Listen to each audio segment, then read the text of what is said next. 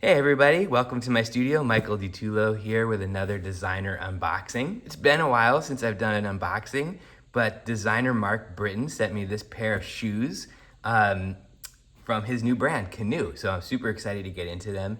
As usual, let's start with the packaging. Here is just a pretty simple shoe box, but it's nicely elevated with this foil print. So we've got like kind of a copper foil print here, which just kind of takes it up a level, which is pretty nice.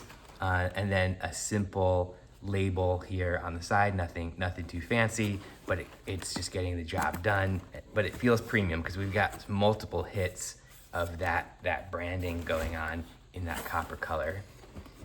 Opening the box up, actually, oh, this is cool. Nice little note from Mark. Thanks for all the inspiration over the years. That's super cool. Thanks, man.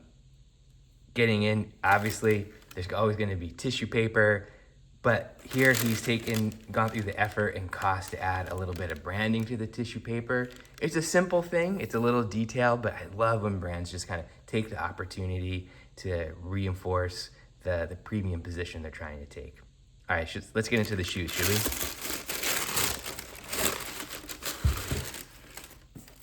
So the shoe itself is a pretty classic silhouette, but what's cool about it is there's a lot of different things that give it a little bit of a modern take. As usual, let's start from the bottom and work our way up.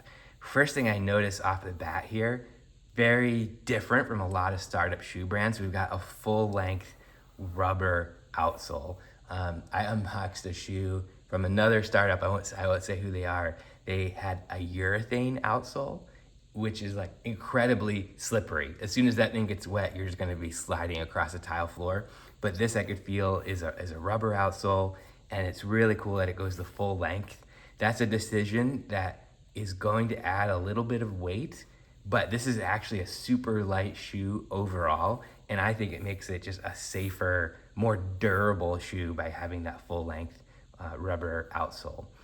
This is a little bit of a foam coming through, so even though this looks like it's all kind of one piece, there's actually multiple different materials going on. So we've got this rubber outsole here, and then this is the foam midsole coming through, which is a nice little design decision because that's gonna remove a little bit of weight from that rubber, but not really compromise on the durability.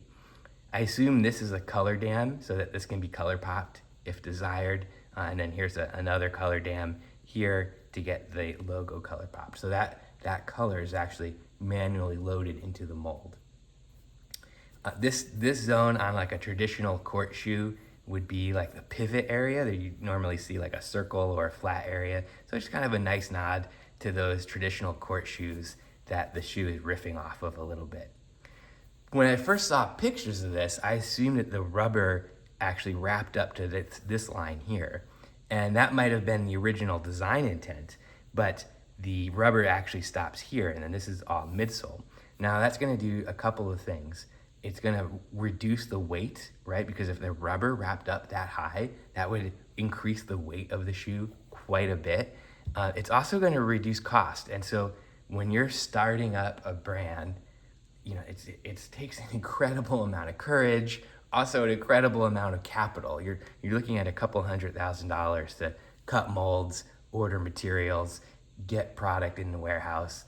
And so, you know, by reducing this rubber height, the rubber stops right here. Now that mold for the rubber piece is only going to be this thick versus if that rubber came here, that mold would be that thick and that'd be much more expensive. So a really cool design decision, but he's kind of gotten the feel of that rubber wrapping up with just this nice line here that breaks up the sidewall. In the midsole is also a raised line here. You can kind of see the shadows play across that.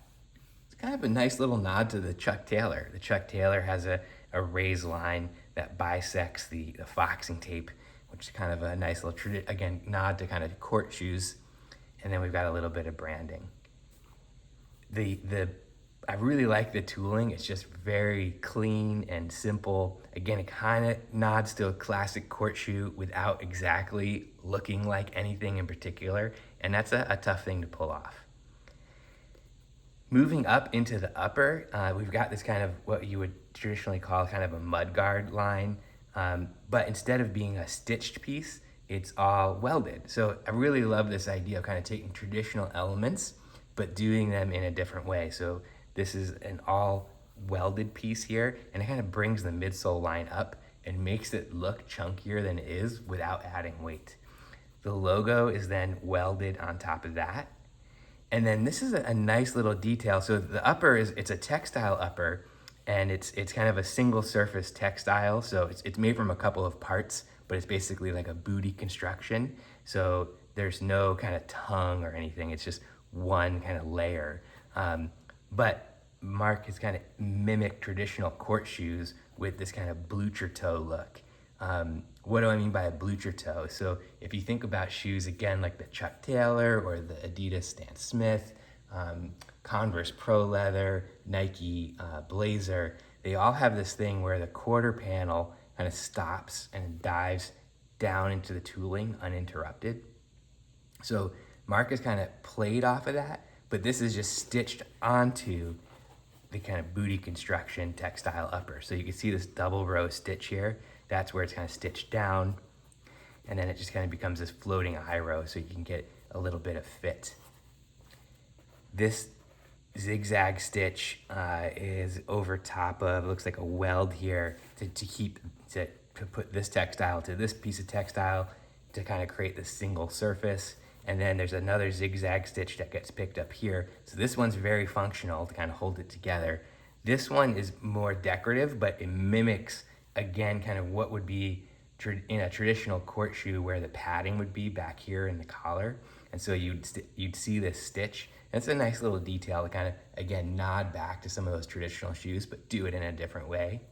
And then we've got one more overlay in the back, which I think just brings a little bit of balance to it. Like if this was missing and you just had these overlays, I think it would feel a little unbalanced. So it's a nice little detail.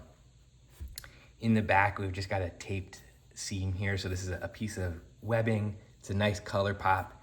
It's also kind of addressing the center seam, which I always like to see. If you just see a center seam, I always feel like it feels like the designer just kind of forgot to address it. In the toe down, again, we've got that nice kind of blucher toe with a round lace. Makes it feel a little bit dressier, a little bit more upscale, and then a woven logo hit. Inside the shoe is a little bit more clever than I thought it was going to be. This is pretty cool, actually. Oh man, this is kind of interesting. Actually, also there's some custom knit here. You can see some change in density in the knit right here. Some nice little details when you get into this. Oh, I didn't notice this either. We've got a little welded logo on the medial side, tonal. Nice detail. On a little jog in this line, again, mimics kind of more traditional court shoes. Inside, again, I've broken down a lot of startup shoes. Typically, the inside is kind of forgotten about, but the inside of this is pretty clever. So I don't know if you can see this. So there's a felt piece that's stitched in here, and there's like a lozenge-shaped pad, a little bit of padding behind this felt.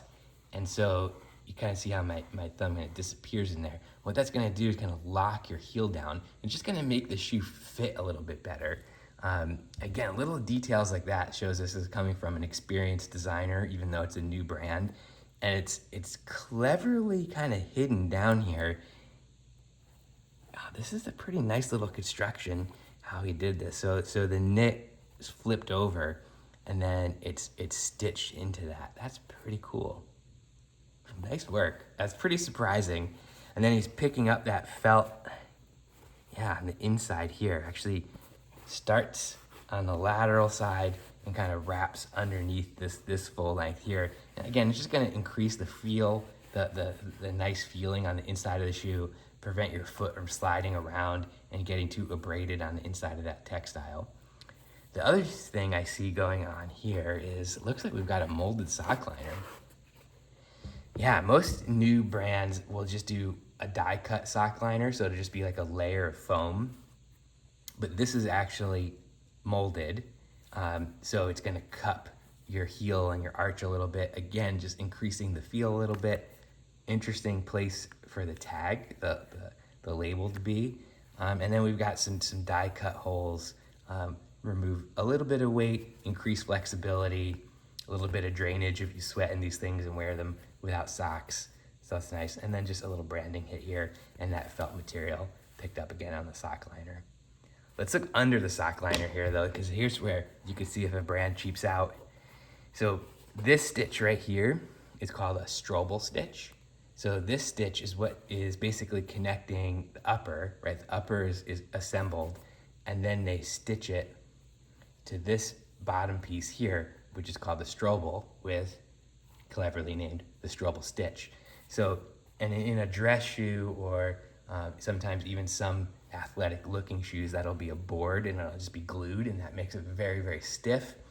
In a traditional sneaker, an older sneaker, or even a cheaper sneaker nowadays, this will be a piece of textile. In older shoes, it would have been canvas. But in kind of higher end sport shoes, it'll actually be a piece of EVA. So you'll be, you'll have this piece of foam, and then the midsole foam. And again, just kind of increases the comfort of the ride. And here in this Canoe shoe, this is the higher end EVA Strobel. Not something you see online, right? If you're buying shoes online, it's not something you see. It's only something you see in person if you take this out, which most people never do. So that's why a lot of brands cheap out. But nice to see that that's all been considered. Pretty impressive piece, Mark, congrats. I just wanna say, to anyone that starts their own brand, it takes a tremendous amount of courage. You have to be pretty brave to do this and to pull it off. So, if you want to see more shoes or new brands, go out there and support them. Check these guys out. Their website is, found a box here. I'll put a link in the description, but it's canoefootwear.com. Give them a look. Come in a few different colors. I can't wait to rock these tomorrow and see how they feel. But I love the idea of a kind of a classic court silhouette, a little bit, right? But with a modern twist and a modern construction. Again, Michael DiTullo, you like stuff like this? Hit like, hit subscribe, share it with a friend. Hit me up in the comments below. All right, everybody, take it easy.